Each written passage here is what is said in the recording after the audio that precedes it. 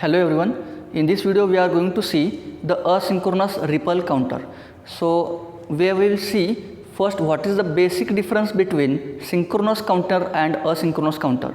So up till now we have seen the different shift register and their types. So first we will see what is mean by synchronous counter.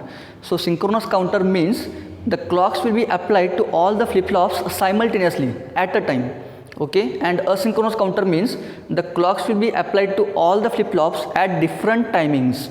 Okay, it will not be applied simultaneously. So we will see first synchronous counter.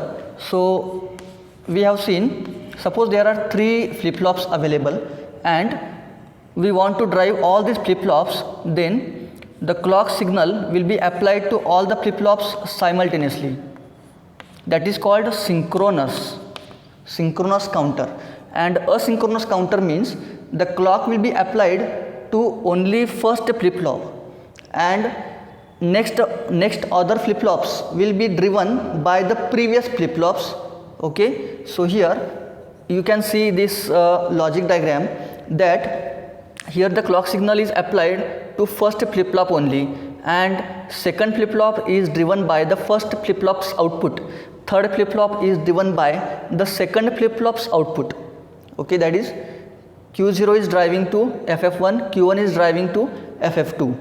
Okay, now in case of ripple counting we are using here JK flip-flop.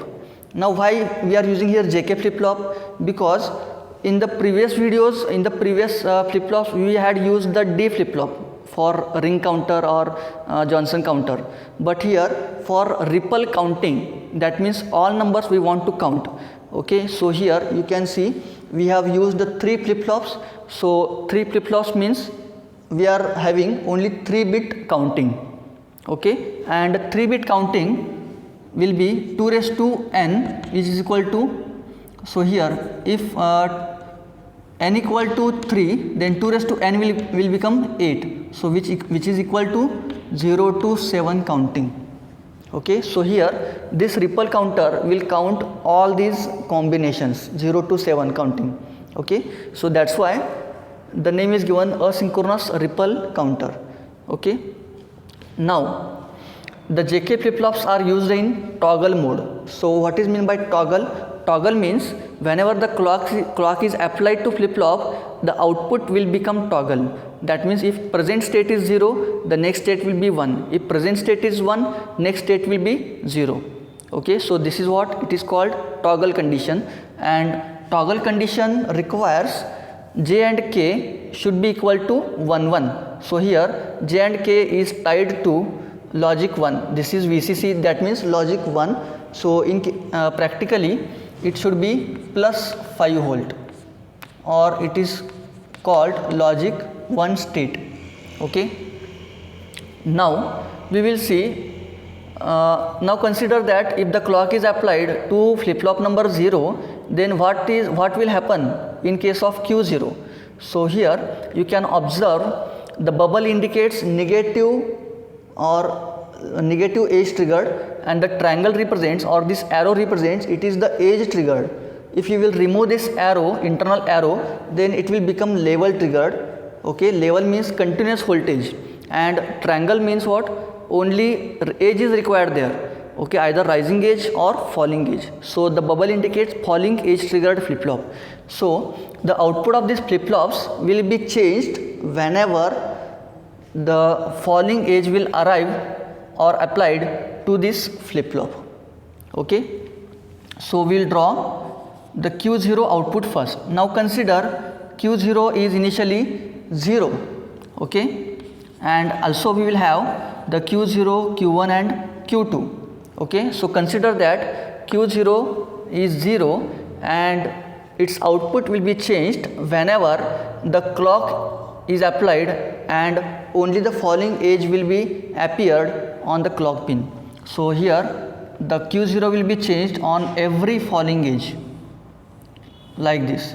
So if this falling edge is occurred, the present state is changed to 1. If this falling edge is occurred, the present state, that is 1, will be changed to 0 again, and it will be just continuing this changing the states. Okay, 0 1 1 0 1 0 1 0 1. Okay, now this is the turn of Q1. So here the Q0 is given as a clock to flip-flop 1. So here whenever the falling edge will arrive on the Q0, it will be applied as a clock to flip-flop 1. So here the Q0 is going as a clock to flip-flop 1. So consider that Q1 is initially 0 and it will remain 0 till the falling edge on Q0. So when Q0 output will change from 1 to 0, that is the falling edge, that time the Q1 will be changed from 0 to 1 and it will remain same until the next clock or until the next falling edge. Okay, so here the state will be changed up to the next falling edge. Here again the next falling edge is occurred, so state will be changed and so on. Okay, now what about Q2?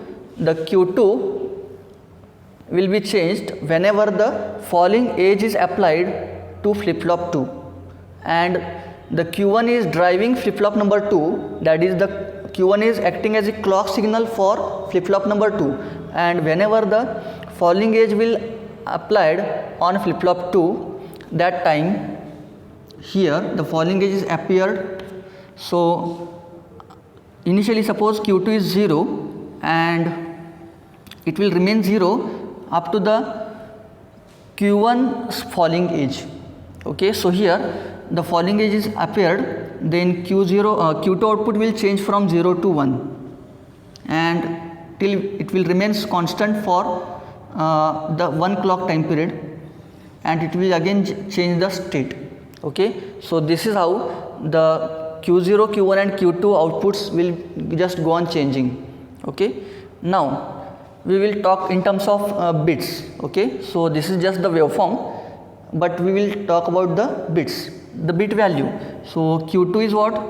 The Q2 is the last flip-flop, that means the clock will be applied finally, okay, at the last. So Q2 is what? Q2 is the MSB, most significant bit. And which bit is changing fast? Which bit is changing fast? So clock is applied to the flip-flop 0, that means the Q0 is changing fast, and that's why the flip-flop 2 or flip-flop 1 output is changing. If flip-flop 1 output is changing, then flip-flop 2 output is changing. Okay, so that means flip-flop 0 is output is changing fast, that means it is the LSB, least significant bit, and flip-flop 2 output is changing at the last, that means it is the MSB, most significant bit. Okay, LSB and this is MSB. So just count from MSB to LSB. We don't count the value from LSB to MSB, we count the values from MSB to LSB. Okay, we read like this. So 0 0 0 0 0 1 0 1 0 0 1 1 1 0 0 1 0 1 1 1 0 1 1 1 0 0 0 0 0 1. Okay, now just observe these values and we will write these values, 3-bit values, into this truth table. Okay, so we have only the clock signal and the outputs in the truth table. So when clock signal is applied, so consider that before this this also considered as a clock signal, this edge is hidden. Okay, so I am considering this edge for truth table. So when this edge is appeared, 0 0 0 sequence is arrived on Q2, Q1 and Q0. When the next clock is applied, this is clock number 1,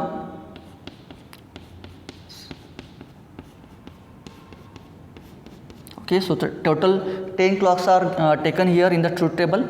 So when the second clock is applied, the value becomes 0 0 1 0 0 1. For third clock 0 1 0, for fourth clock 0 1 1, and so on.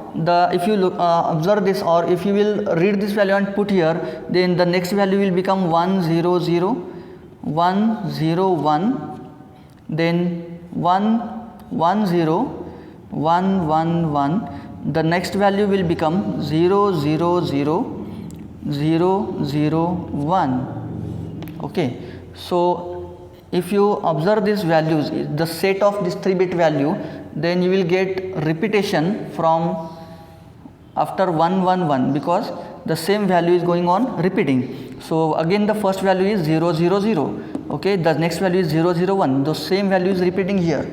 Okay, and if you calculate these values in decimal or convert this 3-bit value into decimal, then you will get 0 1 2 3 4 5 6 and 7. Again you are getting here 0 and 1. Okay, so this is how the 3-bit ripple counter, asynchronous ripple counter works. So I hope you understood this timing diagram, this logic diagram, connection diagram, and hence this truth table. Okay, and also I hope you understood this, what is the difference between synchronous counter and asynchronous counter. Okay, if you liked this video, then please click on like button and share with your friends, and if you are new to this channel, then please subscribe to the channel, and also comment how did you like this video, or which point did you like in this video. Thank you.